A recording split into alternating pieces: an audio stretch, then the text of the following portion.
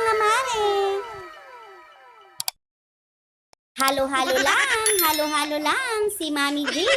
Gawa nga tayo ng palitaw sa latte. Meron tayo ditong glutinous rice flour, 2 cups, then maglalagay tayo ng tubig. Ansyahin lang mga mare. Don't you worry kasi ilalagay ko sa huli ang mga ingredients. Then dito na tayo sa favorite kong halo-halo lang, hanggang makuha natin ang saktong consistency. Yan, dapat sakto lang ang pagkakagawa ng dough mga mare. Pag ganyan na nga, yung hindi na dumidikit sa kamay mga mare, sakto na yan at magbibilog-bilog na nga tayo mga mare. Pagamitan ko nga lang yan ng 1 tablespoon na panukat para pare-parehas ng laki. Paulit-ulit nga lang yan mga mare hanggang maubos natin yung ginawa nating dough. I-flat din natin yan and then set aside na muna natin. Siguraduhin ding malinis ang kamay bago magbilog-bilog para hindi na natin kailanganing gumamit pa ng plastic gloves.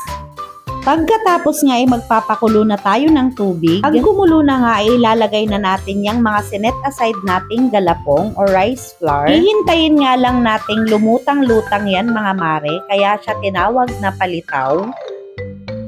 At pag lumutang-lutang na nga ay hahanguin na natin yan mga mare. At kung nakaabot ka nga sa part na to, i-heart at mag-comment na rin. Ilagay mo na rin kung sang lugar ka para alam ko kung saan nakaabot ang videong ito. Sunod nga ay papakuluan na natin yung unang gata. Dito ulit tayo sa favorite kong halo-halo lang. Yan, hanggang magmantika na yan at maglatik na mga mare. Sarap nga rin to kung lalagyan mo ng langka pero wala akong nabiling langka. Heto na at naglatik na nga yung unang gata mga mare. Set aside na ulit natin yan. Sunod nga ay magpapakulo na ulit tayo. Ipapakulo natin yung pangalawang gata. Alagay din natin yung 1 cup sugar. Aglagay din tayo ng konting asin para mabalanse ang lasa. Pag kumulo na nga ay ilagay na natin yung ating mga palitaw. Haluin lang ulit at hayaan natin ulit siyang kumulo. Pagkatapos nga ay ilagay na rin natin yung ating latik. And yan, luto na. Kainan na naman tayo. Thank you for watching. Follow for more.